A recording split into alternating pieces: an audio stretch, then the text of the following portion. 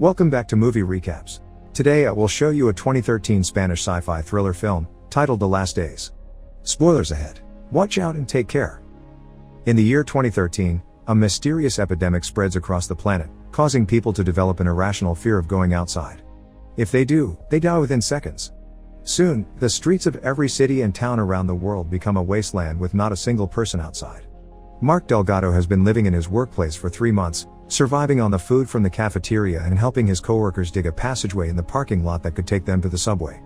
One day, he notices someone broke the window of a car to steal a GPS, which makes him quite angry and provokes him into digging more aggressively. This turns out to be a positive thing, because thanks to him, they finally break the wall and find a safe way out of the building. Now everyone is getting ready to leave, and while waiting in line for some provisions, Mark can't help noticing one of his bosses, Enrique, has the GPS in his bag. Mark decides to follow him and confront him about it, and Enrique accepts to talk in private as long as Mark doesn't tell anybody else about it. Mark starts remembering how he met Enrique. Many months ago, the man was hired to take care of the company's productivity problems and was known for being ruthless when it came to treating employees, firing them without hesitation if necessary. When he called Mark to his office, he scolded him for taking so long with the project, refusing to hear how difficult the process of programming is, and gave him an ultimatum: he had to be done by the end of the month or he'd lose his job. Mark stayed until late at the office, working on his code and getting more frustrated by the second every time it fails. His girlfriend Julia called him to tell him she and her friend Andrea were closing up their shop, and Mark promised her he'd be there for dinner. However, his computer blue screened, and he ended up staying longer than planned. When he finally made it to his apartment, he noticed that his neighbor opened his door just to see him arrive, and his girlfriend already had dinner without him. He found her making toys for her shop, and while looking at a puppet she considered keeping for the future, she brought up the subject of having a baby, to which Mark replied he didn't think it was the right moment. Later that night, he couldn't sleep so he watched some TV. The news was talking about a Canadian teenager that recorded his suicide after spending 6 months inside his house, never leaving because of fear. The next morning at work, everyone was watching the same clip, causing Mark's coworker Rovira to nervously leave the area. Another coworker pointed out he hadn't changed his clothes or taken a shower in days. Back in the present, Mark tells Enrique that he wants to find his girlfriend, and the only way to properly navigate the subway tunnels is with the GPS, since phones don't have a signal anymore. He offers Enrique a deal: if he takes Mark to his girlfriend, he'll give him all the supplies he took from Rovira's locker. Enrique at first says no, but he changes his mind pretty quickly when Mark threatens to tell everyone about the stolen GPS. After saying goodbye to their coworkers, the two men enter the subway tunnels. The GPS is working fine, but they keep it off to save the battery life, and for now, they make do with a subway map. There are lots of people down there already, and they even hear gunshots, so they hurry up until they make it to the station, which is full of survivors from wall to wall. Suddenly, a teenager steals Enrique's bag with the GPS. He and Mark start chasing him through the station, following him upstairs and even dodging a fire until they make it to an area behind the turnstile. The kid joins 3 men that include his brother, who is a former cop and carries a gun. As the city outside finally starts losing all its power, the cop makes them fall to their knees while his brother finds the GPS in the backpack, then he comes closer to get Mark's bag as well. When the lights go off inside the station too, Enrique jumps on the cop and struggles with him for the gun while Mark tackles the boy and recovers the GPS after it falls on the floor and gets its screen cracked. With the bag safe in his arms, Mark hides behind a column while Enrique manages to get the gun from the cop and kills him before wounding his partner with a shot as well. Then he joins Mark and together they run away, easily mixing themselves in the crowd thanks to the darkness that has now taken over the place. They stop by the stairs to bandage the cut Enrique has on his hand and to check if the GPS is still working after it fell. Thankfully it does. When Mark sees Enrique is keeping the gun, he thinks he's about to be left behind, but Enrique says he's going to keep his part of the deal. Mark starts thinking about the days before the lockdown again. One morning, when he was leaving his apartment to go to work, he heard a big amount of flies inside his neighbor's place and noticed the door was open, so he went inside to see what was going on. He found the entire apartment filled with trash bags and a putrid smell that made him cough. His neighbor found him and attacked him with a knife, wondering why he came inside when he had never taken interest in him before and didn't even know his name. Mark asked him for how long he had stayed inside, and the man said he hadn't left the apartment in months. He tried to, but he was too scared and couldn't do it.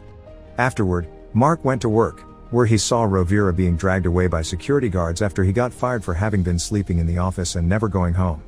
Mark followed them out as Rovira tried his best to fight back to no avail. The guards dragged him outside, and he immediately started convulsing. Having a theory of what was going on, Mark told the guards to help him take him back inside, but it was too late. Rovira was already dead.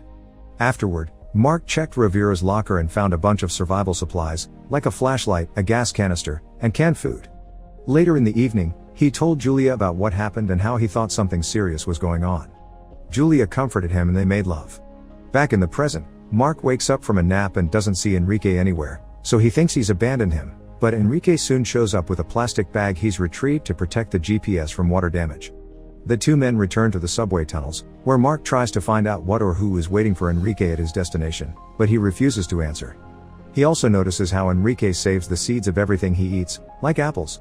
Some moments later, with the help of the GPS, they found an entrance to the sewers and jump inside, not getting hurt because the water cushions their fall. They use the GPS again to find their way around and eventually, they arrived at the area under Mark's apartment building.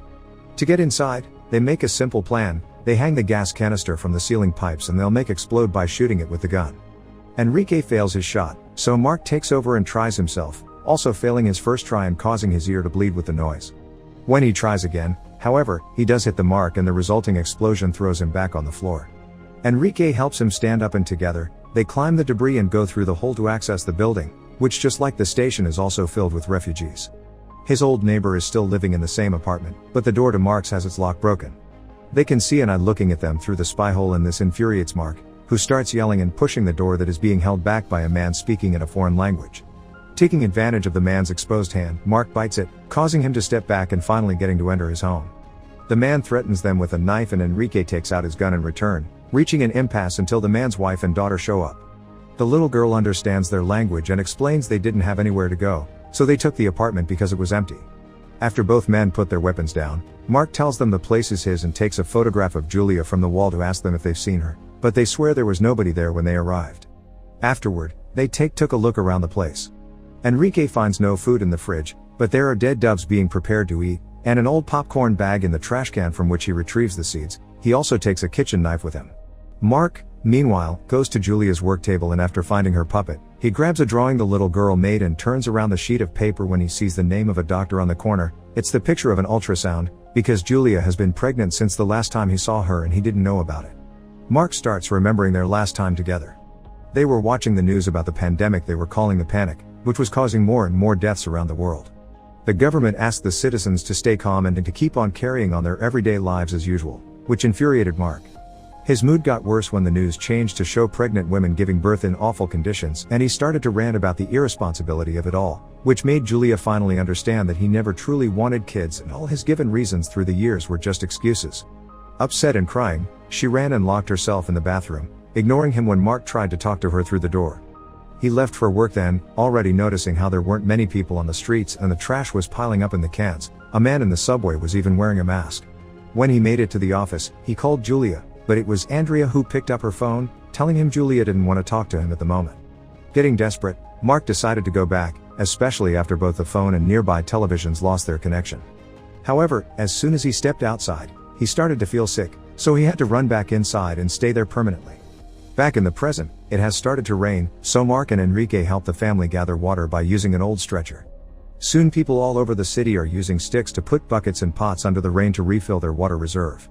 In the evening, Enrique carves 2 spears out of broomsticks, and Mark fills various bottles with the newly acquired water. He also puts Julia's puppet in his bag. They get back into the sewers in the morning, and when they reach a split, they argue over what way to choose. Mark wants to go to the mall where Julia used to work to see if she's there, but Enrique refuses, saying his deal was only to take him to his apartment and it isn't his fault she wasn't there when they arrived. He even takes out his knife to defend himself and wonders aloud if Julia is even alive, which makes Mark furious and causes him to jump on him to beat him up. In the struggle, Enrique drops the knife, and Mark drops the flashlight, which breaks when it hits the floor. The two men break up the fight and Mark demands to know what Enrique has that could be more important than his wife and baby, so Enrique finally confesses he wants to go to the hospital his father has been staying at after he lost the capacity to move because of an embolism. He also tells Mark that he could come with him because once he reaches the hospital, the GPS can be his.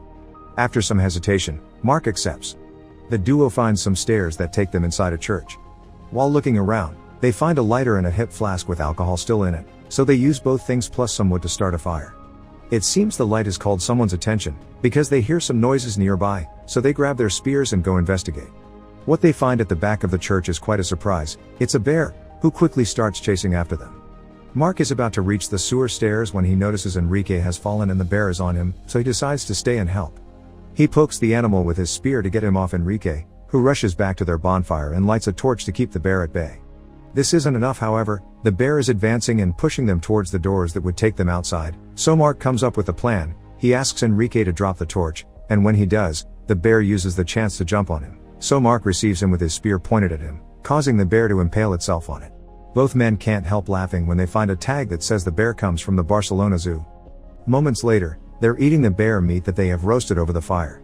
Enrique thanks Mark for staying instead of escaping with the GPS and admits that before everything happened, he would have fired him even if he had finished the project on schedule. But this confession only makes them laugh again. Enrique also admits that he's worried that without his father, nobody will notice if he dies, and there are some important things he still needs to talk to him about. In return, Mark tells him he told Julia he didn't want kids, but it wasn't entirely true. He was just scared he wouldn't be able to take care of and protect the kid, a fear that has only gotten worse in the current situation. Some hours later, they go back to the sewers and come across a family coming from the opposite direction. One of them is hurt, so they tell them to go with them to the hospital, but they reply with bad news. Rumors said the hospital Enrique's father was at is burned down. Freaking out, Enrique rushes into the nearest door and enters a building, where he climbs the stairs until he reaches a floor high enough to oversee the city and confirm the rumors. The hospital has indeed burned down. Feeling like he has nothing else to live for, Enrique breaks the window with a chair and gets ready to jump, but Mark pushes him back inside and tells him he needs him. Enrique disagrees, so he gives Mark the seeds for his future baby and tells him to leave. After going through the sewers again, Mark finally reaches the mall, which he enters through a parking lot filled with bodies. Ignoring the sensation of being followed, he rushes to Julia's shop, but he only finds the body of Andrea's mother. Getting incredibly desperate, he looks through all the papers and notebooks, but he doesn't find any clues, so he throws it all on the ground with anger and cries until he notices something in the mirror. After cleaning away the dust, he finds a note from Andrea for her mother, saying they're stuck in the supermarket section of the mall. Mark hurries to that area, which has been barricaded so the people leaving upstairs can't come to steal food from them any longer. The men guarding them threaten Mark with a bow, so he takes out a picture he brought from his apartment and explains he doesn't want trouble, he just wants to find his girlfriend. One of the men goes to the back to see if Julia is there with them, and while waiting, Mark sees some shadows moving behind him. Suddenly, a group of people that had been following him comes out, taking advantage of the distraction Mark has created to break into the market and fight for the food. As both groups get into a violent confrontation, Mark enters the market as well and looks for Julia, but finds Andrea instead. She mentions the last day she saw Julia was before she went to the doctor and, after kicking off an incoming attacker, guides Mark towards a nearby exit. However, they get separated when a beam on fire falls from the ceiling between them, trapping Andrea between the flames and the outside world. She opens the doors and Mark encourages her to go out, but she can't bring herself to do it and dies when more of the ceiling falls on top of her. Mark wastes no time and starts running in the opposite direction, only to be jumped on by one of the crazy raiders. He's about to be stabbed when suddenly, Enrique appears and pushes the guy away before helping Mark to stand up as he tells him he knew he'd still need him. The attacker hasn't left though, and he quickly comes closer again to stab Enrique in the stomach. Enrique pushes him away again and is about to impale him with his spear when he notices it's just a kid, so he decides to spare him. Pretending his wound isn't a big deal and he's fine, Enrique tells Mark they should hurry out of the mall before the whole building collapses. They cross the sewers once more until they find a hole in the ceiling that someone else dug, and when they climb inside it, they find themselves in a movie theater. There's nobody around, so Mark approaches the glass door and sees that Julia's doctor's office is across the street. It's impossible for him to reach it like this though, because the tunnel is blocked. Getting desperate, he goes upstairs and looks through the window, trying to see if he can find Julia inside the other building. It takes him a moment, but he does end up seeing her, and when he does, he starts calling her name and hitting his window, hoping she'll see him as well. At first, it looks like she'll never turn around, but it seems Mark's tactic has a good effect because Julia suddenly turns and the couple finally sees each other again and cries with happiness. Mark rushes downstairs to tell Enrique about Julia, only to find him sitting at the theater bleeding out.